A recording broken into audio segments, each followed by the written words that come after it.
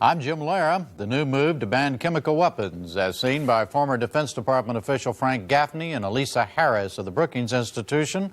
The 25th anniversary of the first Surgeon General's report on smoking, as seen by the current Surgeon General, a church in southern Illinois that refuses to die, and the work of artist Jasper Johns. Tonight on the MacNeil-Lehrer NewsHour.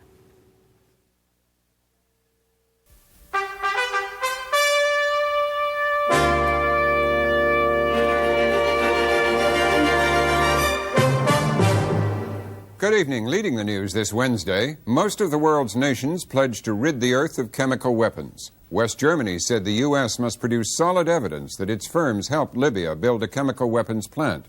President Reagan planned a personal farewell address to the nation tonight. We'll have details in our news summary in a moment. Jim? After the news summary, we look at the new proposal to ban chemical weapons with former Defense Department official Frank Gaffney and Elisa Harris of the Brookings Institution. Then comes a newsmaker interview with Dr. C. Everett Koop on the 25th anniversary of the first Surgeon General's report on smoking. A Kwame Holman report from southern Illinois about a black church that refuses to go away.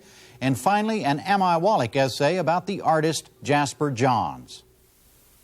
Funding for the MacNeil-Lehrer NewsHour is provided by AT&T, combining everything people like about telephones with everything they expect from computers to make everything about information easy. AT&T. Additional funding is provided by the John D. and Catherine T. MacArthur Foundation, a catalyst for change, and this station and other public television stations, and the Corporation for Public Broadcasting. Most of the world came out against chemical weapons today. Officials of 149 nations, including the United States and the Soviet Union, signed an anti-chemical warfare agreement in Paris. It calls for the total elimination of chemical weapons through the adoption of an international convention now being negotiated in Geneva. The agreement climaxed the 5-day Paris meeting, the largest on chemical weapons in 60 years. Robin?